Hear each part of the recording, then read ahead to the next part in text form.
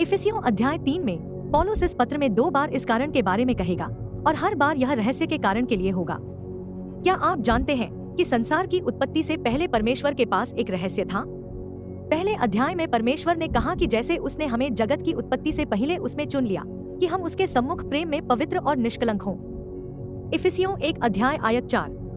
अतः परमेश्वर ने मसीह के शरीर को चुना है, न कि व्यक्ति को। तो हम परमेश्वर के राज्य पर एक नजर डालने जा रहे हैं जो सिर्फ 1 मिनट में एक डुप्लेक्स था। लेकिन पहले आइए यह सुनिश्चित करें कि हम बच गए हैं, क्योंकि जो कुछ मुझे प्राप्त हुआ था वही मैंने सबसे पहले तुम्हें पहुंचा दिया। अतः मैं पौलुस है कि मसीह हमारे पापों के लिए रहस्यपूर्ण रीति से मरा।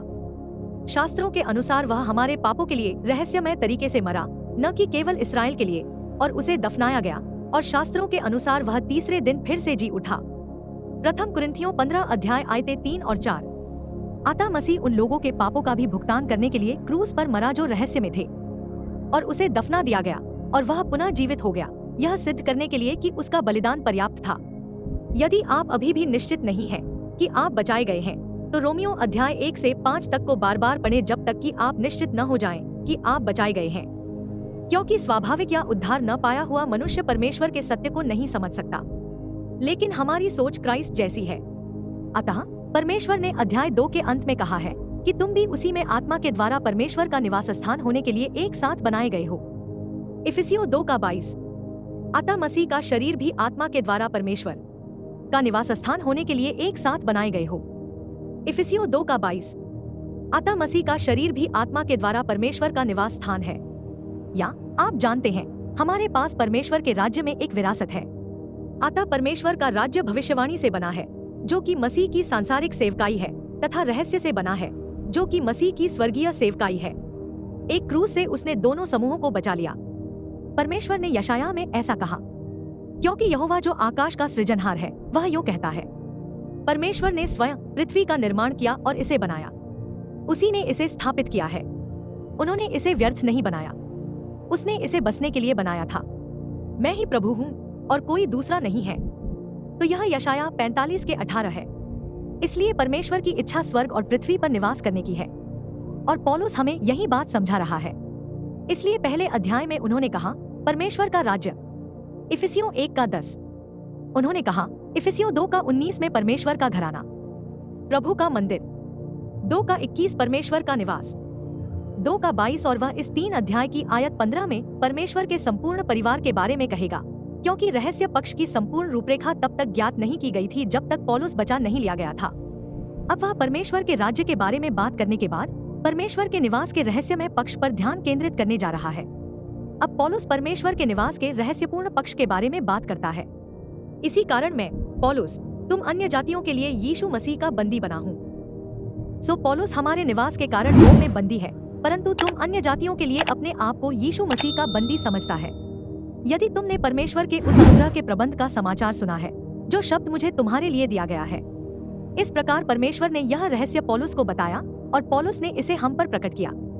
रहस्य एक ऐसा रहस्य है जिसे परमेश्वर बुद्धिमानी से तब तक अपने पास रखता है जब तक वह इसे मुझ पर प्रकट करने का निर्णय नहीं ले लेता।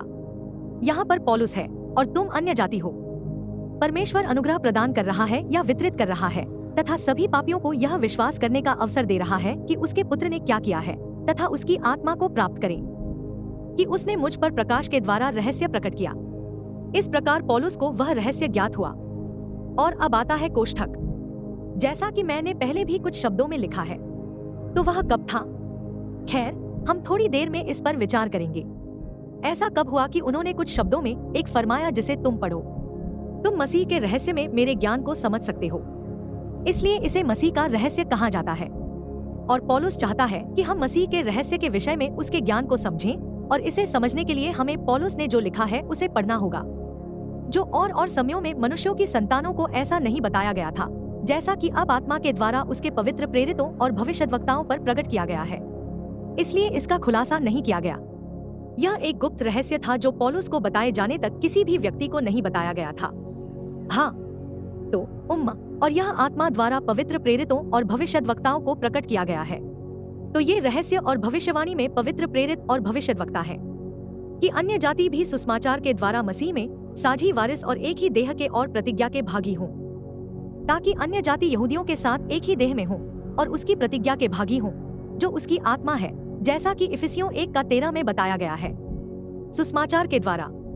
सो जो कोई विश्वास करता है वह उसी देह में शामिल कर लिया जाता है। इसलिए प्रेरितों के 9वें अध्याय में पौलुस के बचाए जाने से पहले बाइबल में इस रहस्य की खोज नहीं की जा सकती थी, क्योंकि उसने इसे तब तक नहीं लिखा था, इसलिए यह बाइबल में भी नहीं था। मसीह का शरीर बचाए गए अन्य जाति अर्थात खतनारहित और बचाए गए दोनों है। यहूदी एक समूह या समूह में खतना करते थे। यरूशलेम सम्मेलन में प्रेरितों में पवित्र आत्मा ने उन्हें शैतान से छिपे परमेश्वर के गुप्त कार्यक्रम को समझने में मदद की। ठीक है, तो आइए देखें कि पौलुस ने कब कुछ शब्दों में कहा ठीक है।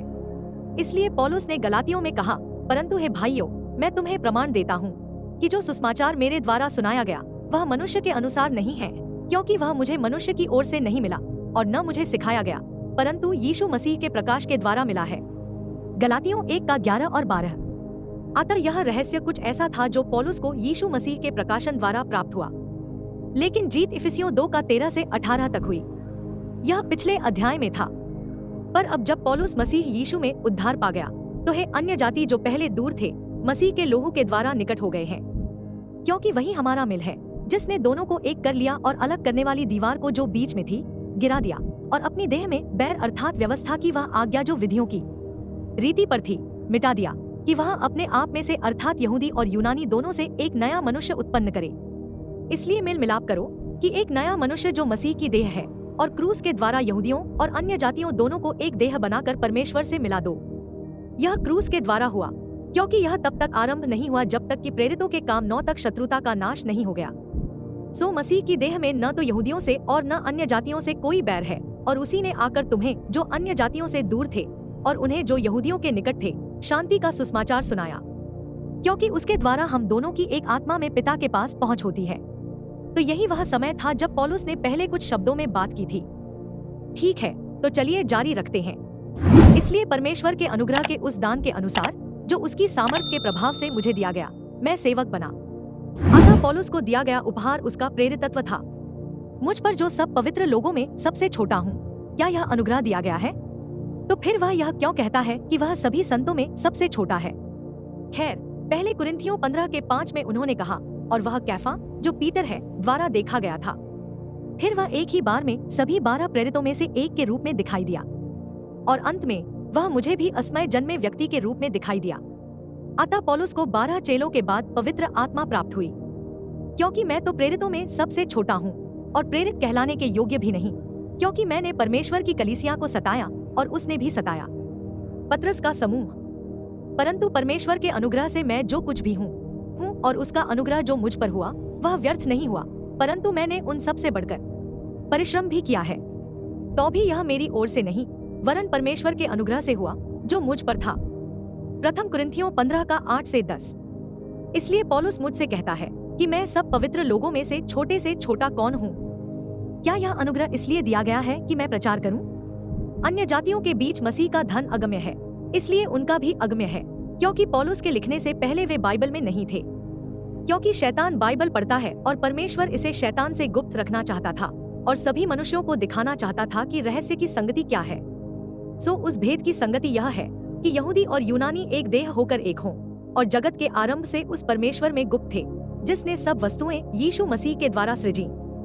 इसलिए पौलुस ने रोमियो में लिखा कि मुझे अन्य जातियों के लिए यीशु मसीह का सेवक होकर परमेश्वर के सुसमाचार का प्रचार करना चाहिए कि अन्य जातियों का बलिदान पवित्र आत्मा से पवित्र बनकर ग्रहण योग्य ठहरे। रोमियो 15:16। तो रहस्य परमेश्वर में छिपा हुआ था और यही बात है। अनुग्रह के वितरण के दौरान मसीह के शरीर में बचाए गए यहूदी और अन्य जाति स्वर्गीय स्थानों में कौन रहेंगे? यीशु मसीह सृष्टिकर्ता यहोवा परमेश्वर है, क्योंकि पौलुस ने कहा जिसने यीशु मसीह के द्वारा सारी वस्तुएं सृजी। परमेश्वर ने इस रहस्य को शैतान से 4000 वर्षों तक छिपाए रखा ताकि अब जब पौलुस स्वर्गीय स्थानों में प्रधानताओं और अधिकारियों के लिए बचा लिया गया है तो कलीसिया को परमेश्वर की नाना प्रकार की बुद्धि का ज्ञान हो सके। अतः स्वर्ग में प्रधानताएं अच्छे और बुरे स्वर्गदूत हैं जो हमें देख रहे हैं, और अनेक का अर्थ है असंख्य या अनेक पहलू वाला या अनेक आयाम वाला। अतः चर्च का अर्थ है मसीह का शरीर। वे मसीह की देह अर्थात अच्छे और बुरे स्वर्गदूतों पर दृष्टि रखते हैं कि परमेश्वर का नाना प्रकार का ज्ञान कैसा है उस सनातन मनसा के अनुसार जो उसने हमारे प्रभु मसीह यीशु में ठहराई थी, जिस पर विश्वास करने से हमें हियाव और भरोसे के साथ उस तक पहुंच प्राप्त होती है। तो पिता का दोहरा शाश्वत उद्देश्य है इसराइल के माध्यम से पृथ्वी को पुनः प्राप्त करना और मसीह के शरीर के माध्यम से स्वर्ग को पुनः प्राप्त करना। और हमारे पास पिता के सामने आने का साहस और पहुंच है, क्योंकि मसीह के पास हमें छुड़ाने का विश्वास था ताकि विश्वासी उसकी आत्मा प्राप्त कर सके। पौलुस ने रोमियो में लिखा कि जब हम विश्वास से धर्मी ठहरे तो अपने प्रभु यीशु मसीह के द्वारा परमेश्वर के साथ मिल रखें, जिसके द्वारा विश्वास के कारण हमारी पहुंच भी हुई। अतः हमें पिता के साथ शांति प्राप्त है और हम उसके पास पहुंच सकते हैं, क्योंकि हम उस अनुग्रह पर विश्वास करते हैं जिसमें हम खड़े हैं। अतः हम मसीह में खड़े हैं और परमेश्वर की महिमा की आशा में आनंदित हैं। अतः हम इस आशा में आनंदित होते हैं कि जब हम स्वर्गारोहित होंगे तो हमें परमेश्वर के साथ स्वर्ग में अनंत जीवन मिलेगा। रोमियो 5:1-2। इसलिए आइए समय रेखा पर एक नजर डालें। तो मैं चाहता हूँ कि आप यहाँ मुख्य रूप से समय रेखा के आरंभ और अंत के बारे में समझें, लेकिन हम इस पर चर्चा करेंगे। ठीक है, तो शुरू में परमेश्वर ने स्वर्ग और पृथ्वी को उत्तमता से बनाया, लेकिन कुछ समय बाद लूसीफर के कारण स्वर्ग में विद्रोह हुआ और उसने 1/3 स्वर्गदूतों को अपने पीछे आने के लिए मना लिया और परमेश्वर के पुत्र के सिंहासन को हड़पने की कोशिश की। परमेश्वर उन्हें उत्तम पृथ्वी पर फेंक दिया गया, लेकिन फिर परमेश्वर उन्हें उस धरती से हटाना चाहते थे, इसलिए उन्होंने इसे अप्रसन्न और अव्यवस्थित बना दिया और इस तरह शैतान और उसके दूत पृथ्वी छोड़कर चले गए। और फिर परमेश्वर ने आदम और हव्वा के रहने के लिए इसे पुनः बनाया, लेकिन फिर वे शैतान के बहकावे में आकर परमेश्वर के खिलाफ विद्रोह करने लगे और उसके एक नियम का उल्लंघन करने लगे। कुछ समय बाद नूह आया और फिर बाबेल का गुम्मट आया, जहां अन्य जातियों को अलग रखा गया था। अतः अन्य जातियों का अर्थ है राष्ट्र। इसलिए परमेश्वर ने अब्राहम से अपना राष्ट्र बनाने का फैसला किया। तो यह अब्राहम का आह्वान था। फिर मूसा आया और मूसा के बाद दाऊद आया और फिर दानियेल आया और फिर 400 वर्षों का मौन टूटा जिसे बपतिस्मा देने वाले यूहन्ना ने तोड़ा, जिन्होंने अपने मंत्रालय में यीशु मसीह का परिचय कराया। और 3.5 साल बाद प्रभु को क्रूस पर चढ़ा दिया गया। वह क्रूस पर मर गया, उसे दफनाया गया और वह पुनः जीवित हो गया। और फिर वह 40 दिनों तक यहाँ रहे, अपने विश्वासियों के छोटे से समूह को यह बताते हुए कि क्लेश से निकलकर राज्य में कैसे प्रवेश किया जाए तथा उन्हें इसके लिए तैयार करते रहे।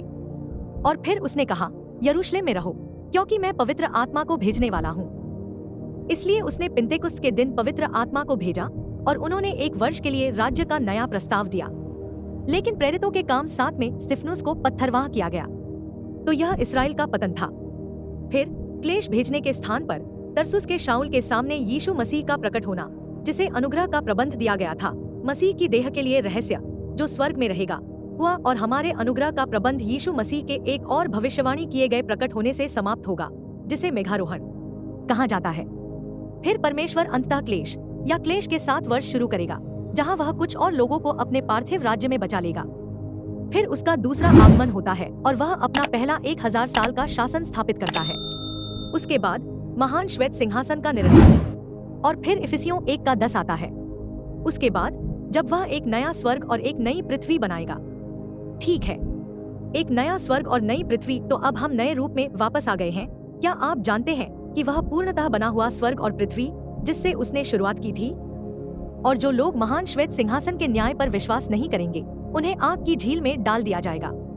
अतः सही रूप से विभाजित पौलिन विश्वासी गलत रूप से विभाजित विश्वासियों को उस जेल से मुक्त करने का प्रयास कर रहे हैं जिसे वे नहीं जानते। इसमें हम सिखाते हैं कि यीशु मसीह ने लगभग 2000 वर्ष पहले इसराइल के प्रति अपनी सांसारिक सेवकाई बंद कर दी थी और प्रेरित पौलुस के माध्यम से अपनी स्वर्गीय सेवकाई शुरू की थी, जो प्रेरितों के काम 9 में शुरू हुई और मेघारोहण पर समाप्त होती है।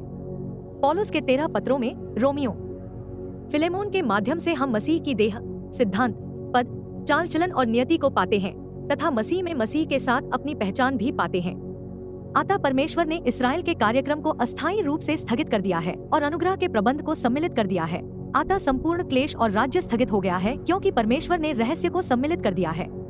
अतः यह समय रेखा बाइबल की पुस्तकों के क्रम का अनुसरण करती है। उत्पत्ति से प्रेरितों के 9 अध्याय इसराइल के लिए भविष्यवाणी है। रोमियो से फिलेमोन तक मसीह के शरीर के रहस्य के बारे में भविष्यवाणी है। एक संक्रमण पुस्तक के रूप में कार्य करता है। फिर इब्रानियों से प्रकाशित वाक्य तक इसराइल के लिए और अधिक भविष्यवाणी है। तो बाइबल इस प्रकार प्रस्तुत की गई है। परमेश्वर ने अन्य जातियों को पतित स्वर्गदूतों और शैतान की आराधना करने के लिए छोड़ दिया। यह रहस्य अन्य जातियों के लिए स्वर्ग में रहने का एक नया अवसर है। परमेश्वर प्रेरितों के काम 9 से लेकर मेघारोहण तक मसीह की देह का निर्माण कर रहा है। रहस्य अनुग्रह का वितरण है। शैतान की दुष्टता की नीति यह है कि वह उस रहस्य को छिपाए जो मसीह ने पौलुस के माध्यम से हमें दिया है। हम शैतान के झूठ का मुकाबला परमेश्वर की सच्चाई से करते हैं, क्योंकि मसीह के पास 2 सेवकाइयां हैं, एक उसके सांसारिक विश्वासियों पत्रस के समूह के लिए और दूसरी उसके स्वर्गीय विश्वासियों पौलुस के समूह के लिए। जो कुछ हम पाते हैं वह इसलिए है कि हम विश्वास के द्वारा मसीह में हैं, क्योंकि उसके बिना हम कुछ भी नहीं और हमारे पास कुछ भी नहीं है। अतः परमेश्वर के राज्य के 2 क्षेत्र हैं, स्वर्ग और पृथ्वी, और दोनों ही मसीह में होने चाहिए। आइए इफिसियों 3:13 से आगे बढ़े। इसलिए मैं यह चाहता हूँ कि जो क्लेश मैं तुम्हारे लिए उठाता हूँ वह तुम्हारी महिमा के लिए है, इसलिए तुम हियाव न छोड़ो। परमेश्वर की सेवा करने से मत डरो, क्योंकि मेरी गिरफ्तारी तुम्हारी महिमा के लिए है, क्योंकि उसे गिरफ्तार कर लिया गया था। वह यह पत्र लिख रहा है। इस कारण से मैं अपने प्रभु यीशु मसीह के पिता के सामने घुटने टेकता हूँ। तो यह परमेश्वर का रहस्यमय निवास है। आप जानते हैं, क्योंकि हमारे पास भी परमेश्वर के राज्य में एक मीरास है और परमेश्वर के निवास के लिए एक स्थान है। अतः पौलुस अपने घुटनों के बल झुका हुआ है, जो प्रार्थना की एक मुद्रा है। लेकिन आप जानते हैं, हम किसी भी समय किसी भी स्थिति में प्रार्थना कर सकते हैं, तो वह प्रार्थना करेगा। प्रेरित पौलुस हमारे लिए प्रार्थना करता है कि हम पिता की बहुमुखी बुद्धि और उसके पुत्र के महान प्रेम को समझें, ताकि हम उसकी योजना को पूरा कर सकें। यह सशक्तिकरण की प्रार्थना भी है। सृष्टिकर्ता हमारे अंदर रहता है और उसका जीवन हमारी शक्ति का स्रोत है, जिनमें से इसलिए वह हमारे प्रभु यीशु मसीह के पिता से प्रार्थना कर रहा है, जिनके नाम पर स्वर्ग और पृथ्वी पर सारे परिवार का नाम रखा गया है। इस प्रकार स्वर्ग और पृथ्वी के पूरे परिवार का नाम रखा गया है। दोनों क्षेत्रों में दोनों समूह मसीही या मसीह विश्वासी हैं, ताकि वह अपनी महिमा के धन के अनुसार तुम्हें यह दान दे कि तुम उसके आत्मा से अपने भीतरी मनुष्यत्व में सामर्थ पाकर बलवंत होते जाओ और विश्वास के द्वारा मसीह तुम्हारे हृदयों में वास करे, ताकि तुम प्रेम में जड़ पकड़कर और नेव डालकर सब पवित्र लोगों के साथ विवेकपूर्ण व्यवहार कर सको। ये स्वर्ग और पृथ्वी के सभी संत हैं, क्योंकि हर किसी को परमेश्वर की नाना प्रकार की बुद्धि और मसीह के प्रेम को जानना है। चौड़ाई, लंबाई, गहराई और ऊंचाई कितनी है? ठीक है, तो प्रेरित पौलुस हमारे भीतर के मनुष्यत्व की परवाह करता है, क्योंकि जब हम स्वर्ग जाते हैं तो यही वह सब है जिसे हम अपने साथ ले जा सकते हैं।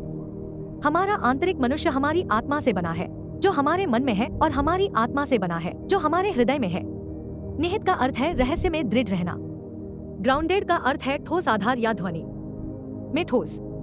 पॉलीन सिद्धांत और मसीह का प्रेम हमारे द्वारा होकर गुजरे।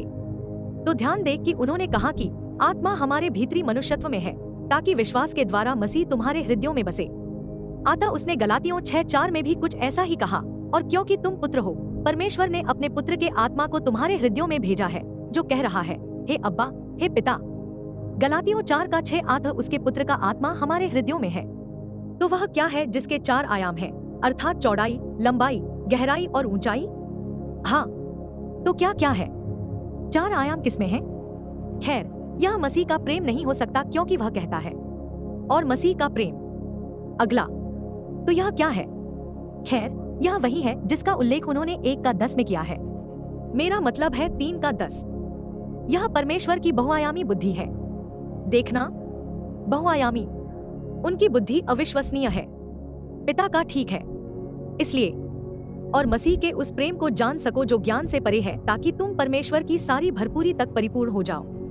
तो हम थोड़ी देर में मसीह के प्रेम के बारे में बात करने जा रहे हैं, और यह इतना अविश्वसनीय है कि जो प्रेम उसने कलवरी पर दिखाया वह हमारी समझ से परे है, ताकि हम परमेश्वर की परिपूर्णता से भर सकें। हम परमेश्वर की आत्मा के बिना और उसके वचन को समझे बिना उसकी परिपूर्णता से नहीं भरे जा सकते। सही ढंग से विभाजित। ठीक है, चलो देखते हैं। ठीक है, मैं शक्ति की तलाश में हूँ। ठीक है, शक्ति, शक्ति, शक्ति, ठीक है। आगे है, अब जो ऐसा सामर्थी है कि हमारी बिनती और समझ से कहीं अधिक काम कर सकता है, अपनी सामर्थ के अनुसार।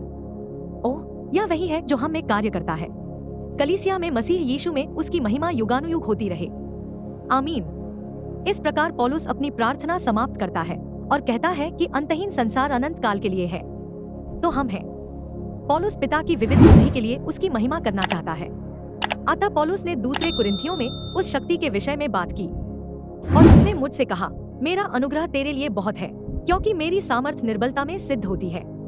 इसलिए मैं बड़े आनंद से अपनी निर्बलताओं पर घमंड करूंगा कि मसीह की सामर्थ मुझ पर छाया करती रहे। दूसरा कुरिन्थियों 12:9 आता हमारे पास मसीह की सामर्थ्य है। याद रखें, मैंने कहा था कि हम में ही एक सृष्टिकर्ता विद्यमान है। सृष्टिकर्ता हमारे अंदर रहता है और उसका जीवन हमारी शक्ति का स्रोत है। परमेश्वर अपने वचन के माध्यम से हमसे बात करता है और हम प्रार्थना के माध्यम से उससे बात करते हैं। प्रेरित पौलुस हमें एक बार फिर उदाहरण के द्वारा दिखाता है कि सत्य को साझा करना ही पर्याप्त नहीं है, बल्कि हमें दूसरों को इसे समझने के लिए प्रार्थना करनी चाहिए। परमेश्वर अपने आत्मा के द्वारा विश्वासियों के द्वारा और बिना किसी विवाद के संसार के सामने स्वयं को प्रकट कर रहा है। ईश्वरत्व का रहस्य महान है। तो फिर ईश्वरत्व का रहस्य क्या है? परमेश्वर देह में प्रकट हुआ। खैर, यह कोई रहस्य नहीं था कि परमेश्वर देह में प्रकट होकर सूर्य बन जाएगा, लेकिन यह एक रहस्य है कि ईश्वर स्वयं को विश्वासियों के माध्यम से प्रकट करता है।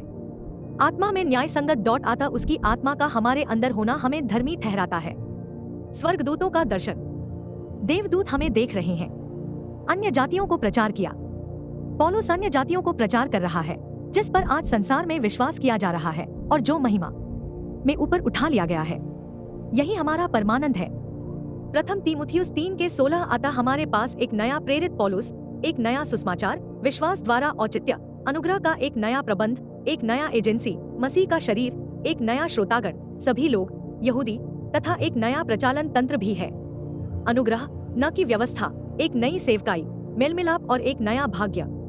स्वर्ग, पृथ्वी नहीं। यीशु से प्रेम करने का तरीका यह है कि हम उस बात पर विश्वास करें जो उसने हमें प्रेरित पौलुस के माध्यम से बताई है। हम अपने अंदर पवित्र आत्मा के बिना बाइबल को नहीं समझ सकते। हमें समझने के लिए किंग जेम्स बाइबल पढ़ने की जरूरत है। अतः यदि आप जानते हैं, ध्यान भटकाते हैं, तो हमें जो कुछ भी पढ़ते हैं उसे बार बार पढ़ना होगा जब तक कि हम ध्यान केंद्रित न कर लें। यह परमेश्वर के अनुग्रह से है कि वह हमें अपने पुत्र की आत्मा देता है। जब हम विश्वास करते हैं कि हमारे अंदर उसकी आत्मा है तो वह हमें उसके वचन को समझने में सहायता करती है। तो आइए हम मसीह के प्रेम पर एक नजर डालें। क्योंकि जब हम निर्बल ही थे तो मसीह ठीक समय पर भक्तिहीनों के लिए मरा। तो जब हम खुद को बचा नहीं सके, जब हम अधर्मी थे, मसीह हमारे लिए मरा। क्योंकि किसी धर्मी मनुष्य के लिए कोई मरे, यह तो कठिन है। फिर भी शायद किसी अच्छे आदमी के लिए कुछ लोग मरने का साहस भी कर सकते हैं। अतः कोई व्यक्ति किसी अच्छे या धार्मिक व्यक्ति के लिए अपनी जान दे सकता है। परंतु परमेश्वर हम पर अपने प्रेम की भलाई इस रीति से प्रकट करता है कि जब हम पापी ही थे तभी मसीह हमारे लिए मरा। तो यहीं पर परमेश्वर का प्रेम है। जब हम पापी थे तब वह हमारे लिए मरा। तो जबकि हम अब उसके लोहू के कारण धर्मी ठहरे, तो उसके द्वारा क्रोध से क्यों न बचेंगे? रोमियो 5:6-9 तक। अतः उसके कारण हम अनंत पीड़ा, अनंत दंड से बच गए हैं। उनका बलिदान। शैतान नहीं चाहता कि खोए हुए लोग यह जाने कि परमेश्वर के पुत्र यीशु मसीह ने पहले ही मानवजाति के भूत, वर्तमान और भविष्य के सभी पापों का मूल्य चुका दिया है। लगभग 2000 वर्ष पहले जब हम विश्वास करते हैं कि मसीह हमारे पापों के लिए क्रूस पर मरा, दफनाया गया तथा पुनः जीवित हुआ, तो यह एक लेन देन है। हमारे पाप उस पर डाल दिए जाते हैं और हम उसका जीवन, उसकी धार्मिकता, उसकी आत्मा प्राप्त करते हैं। किसी ने कभी नहीं सोचा होगा कि पिता से उसके इकलौते पुत्र यीशु की बलि देने के लिए कहा जाएगा, जिसने अपने पुत्र को भी न रख छोड़ा परंतु उसे हम सब के लिए दे दिया। वह उसके साथ हमें सब कुछ क्यों करना देगा? रोमियो 8:32। तो आइए उस चीज पर नजर डालें जो मैंने नहीं देखी है। यही रहस्य था, अनुग्रह का वितरण। फिर भी जो सिद्ध है उनमें हम ज्ञान सुनाते हैं और जानते हैं कि पौलुस हमारा प्रेरित है और वचन में सिद्ध है, तो भी इस संसार का और इस संसार के हाकिमों का ज्ञान नहीं। तो यह मानवीय बुद्धिमत्ता नहीं है और यह कोई ऐसी बात नहीं है जिसे आप जानते हैं प्रमुख व्यक्तियों, दार्शनिकों ने कहा हो कि वह व्यर्थ हो गई है। परंतु हम परमेश्वर के रहस्यपूर्ण ज्ञान, यहाँ तक कि गुप्त ज्ञान को बोलते हैं। अतः यह रहस्य को परिभाषित करता है क्योंकि वाक्यांश, यहाँ तक कि छिपी हुई बुद्धि को भी अल्पविराम से अलग किया गया है। अतः रहस्य वह गुप्त ज्ञान है जिसे परमेश्वर ने जगत से पहले हमारी महिमा के लिए ठहराया। सो मसीह की देह का चुनाव जगत से पहले ही हमारी महिमा के लिए किया गया और इस बात को संसार के हाकिमों में से किसी ने नहीं जाना, क्योंकि यदि जानते तो महिमा के प्रभु को क्रूस पर न चढ़ाते। इसलिए संसार में शैतान से प्रेरित किसी भी व्यक्ति को इसके बारे में पता नहीं था, क्योंकि यह बाइबल में नहीं था। और इसलिए पौलुस समझाता है कि संसार के राजकुमार कौन है, क्योंकि हमारा यह मल्लयुद्ध लोहू और मांस से नहीं परंतु प्रधानों से और अधिकारियों से और इस संसार के अंधकार के हाकिमों से और उस दुष्टता की आत्मिक सेनाओं से है जो आकाश में है। इफिसियों 6:12। इसलिए हम उन लोगों के खिलाफ लड़ रहे हैं जो शैतान से प्रेरित हैं। परंतु जैसा लिखा है कि जो आंख ने नहीं देखी और कान ने नहीं सुना और जो बातें मनुष्य के चित्त में नहीं आई वही हैं जो परमेश्वर ने अपने प्रेम रखने वालों के लिए तैयार की हैं। इसलिए जब हम सुसमाचार पर विश्वास करते हैं तो हम उससे प्रेम करते हैं। हम परमेश्वर के पुत्र ने जो किया उस पर विश्वास करते हैं। हम अपने आप पर विश्वास नहीं कर रहे हैं। हम परमेश्वर के पुत्र और कलवरी पर उसके कार्य पर विश्वास कर रहे हैं।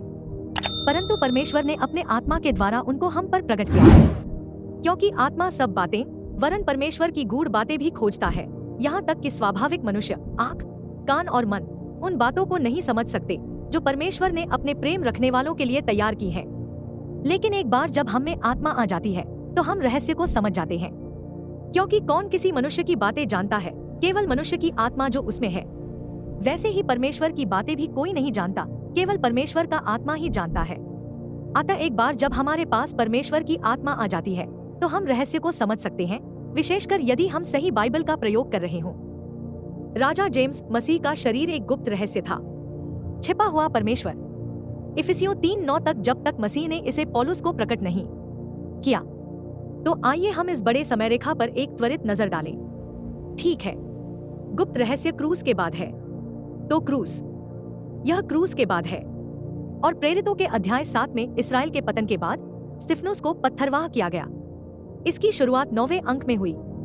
यहाँ पर नवा कार्य है और यह मेघारोहण पर समाप्त होता है, क्लेश से पहले, क्लेश के 7 वर्षों से पहले, जिसे दानिएल का 70वां सप्ताह या याकूब का संकट भी कहा जाता है। हम मसीह के 2 प्रकटनों के बीच एक विशाल कोष्ठक में रह रहे हैं। अतः यह पौलुस के लिए एक अभविष्यवाणी किया हुआ प्रकटन था और यह हमें स्वर्गारोहित करने के लिए यीशु मसीह का एक और अभविष्यवाणी किया हुआ प्रकटन होगा। फिर अंततः इस्राएल पर 7 वर्षों का क्लेश आता है और मसीह का दूसरा आगमन होता है। और फिर जब मसीह अपने राज्य में अपना सिंहासन स्थापित करेगा तो उसकी वापसी पर मसीह उन अन्य जाति बकरी राष्ट्रों से कहेगा जिन्होंने छुड़ाए गए इस्राएल या छोटे झुंड को आशीर्वाद नहीं दिया, हे शापित लोगों, मेरे पास से दूर हो जाओ, उस अनंत आग में जाओ जो शैतान और उसके दूतों के लिए तैयार की गई है। मत्ती 25:41। तो आप जानते हैं कि परमेश्वर उन लोगों को शाप देगा जो उसके लोगों को शाप देते हैं, परंतु वह उन लोगों को आशीर्वाद देगा जो इस्राएल को आशीर्वाद देते हैं। यही वह बात है जिस पर लोगों को स्वर्गारोहण के बाद विश्वास करने की आवश्यकता होगी। ठीक है, तो चलिए आशा करते हैं। पतरस की आशा पृथ्वी पर राज्य में रहने की थी और पौलुस की आशा है कि वह मेघारोहण से पहले स्वर्ग में रहेगा। हमें स्वर्गारोहण के बाद पौलुस का अनुसरण करना चाहिए। पतरस का अनुसरण करना सही है क्योंकि परमेश्वर के 2 दूत हैं, पतरस और पौलुस। उसके पास 2 सुसमाचार हैं, एक इस्राएल के लिए और दूसरा मसीह की देह के लिए, तथा 2 श्रोतागण हैं, अर्थात इस्राएल और मसीह की देह, परंतु एक प्रभु और एक क्रूस। पतरस ने लिखा, यदि कोई मसीही होकर दुख उठाए तो लज्जित न हो, परंतु इस बात के लिए परमेश्वर की महिमा करे। प्रथम पतरस 4:6। तब अग्रिप्पा ने पौलुस से कहा, तूने तो मुझे मसीही बनने के लिए राजी ही कर लिया था। प्रेरितों के काम 26:28। ईसाई धर्म तथ्यों पर आधारित है। यह एक तथ्य है कि मसीह कलवरी के क्रूस पर मरे थे। यीशु ने 2 समूहों को बचाया और उन्हें अपनी आत्मा दी तथा वह 2 क्षेत्रों, स्वर्ग और पृथ्वी, को पुनः स्थापित करने में सक्षम है। इसलिए शालेम का राजा अब्राहम और मलिकिसिदक को दिखाई दिया। शालेम का राजा मलिकिसिदक रोटी और दाख मधु लेकर आया और वह परम प्रधान परमेश्वर का याजक था, और उसने उसको आशीर्वाद देकर कहा कि परम प्रधान परमेश्वर जो आकाश और पृथ्वी का अधिकारी है, उसकी ओर से इब्राहिम धन्य हो। उत्पत्ति 14:18 और 19। तो सलेम के राजा, वह एक राजा और एक पुजारी है। यीशु मसीह इस्राएल के लिए राजा याजक बनने जा रहा है और वह परम प्रधान परमेश्वर का स्वामी है, अर्थात स्वर्ग और पृथ्वी का स्वामी है। परंतु मैं तुमसे कहता हूँ कि कभी शपथ न खाना, न स्वर्ग की, क्योंकि यह परमेश्वर का सिंहासन है, न ही पृथ्वी से क्योंकि वह उसके पांवों की चौकी है, न ही यरूशलेम के पास क्योंकि वह महान राजा का नगर है। मत्ती 5:34 और 35। इसलिए यहोवा ने सिय्योन को चुना है, यरूशलेम यही है। उन्होंने इसे अपने निवास के लिए चाहा है। यह मेरा सदाकाल का विश्राम है, मैं यही निवास करूंगा क्योंकि मैंने यही चाहा है। अतः मसीह यरूशलेम में अपने कमांड सेंटर से स्वर्ग और पृथ्वी पर शासन करेगा। पतरस ने लिखा, परमेश्वर के दिन के शीघ्र आने की प्रतीक्षा करते हुए, जिसमें आकाश आग से पिघल जाएगा और तत्व प्रचंड ताप से पिघल जाएंगे। तो स्वर्ग और पृथ्वी जल जाएंगे। यह खत्म होने जा रहा है, फिर भी हम उसके वादे के अनुसार, क्योंकि आप जानते हैं कि उनमें परमेश्वर के पुत्र की आत्मा और उसका वचन है। नए आकाश और नई पृथ्वी की आशा रखो जिनमें धार्मिकता वास करेगी। अतः परमेश्वर स्वर्ग और पृथ्वी दोनों पर वास करेगा। अधिक जानकारी के लिए कृपया 100 पृष्ठों में परमेश्वर का रहस्य बाइबल का अवलोकन प्राप्त करें। इफिसियों एक टिप्पणी। और सही ढंग से इफिसियों को विभाजित करने वाली अध्ययन मार्गदर्शिका ही वह है जिसका मैं इन पाठों के लिए उपयोग कर रहा हूँ। हमारे पास एक पुस्तक भी है जिसका नाम है पृथ्वी शून्य और अंधकारमय क्यों थी और अपने प्रियजनों के लिए कैसे सरलता से बचा जाए। हमारी सभी पुस्तकें अमेज़न पर पेपरबैक या किंडल पर उपलब्ध हैं। हमारे पास कुछ ऑडियो बुक भी हैं। हमारी सभी पुस्तकें कई लोगों के पास हैं। हमारी वेबसाइट marianmanley.com है। हमारा YouTube channel .salvation right lie dividing and the rapture है। सच कहा जाए तो इसमें हमारे कुछ वीडियो भी हैं। हमारा ईमेल है act9grse@gmail.com। हमें रंबल लिंक्स, व्हाट्सएप और फेसबुक पर ढूंढें। हमारे फेसबुक वीडियो के साथ संलग्न हमारे अध्यायों को निःशुल्क देखें। हमारे कुछ पुराने फेसबुक वीडियो हमारे वीडियो एक पूरे अध्याय को कवर करते हैं और बाइबल शिक्षकों के लिए उपयोगी हैं। भगवान के फेसबुक पेज पर भी वीडियो की यह श्रृंखला मौजूद है। कृपया लाइक करें, शेयर करें और सब्सक्राइब करें और देखने के लिए धन्यवाद। परमेश्वर भला करे।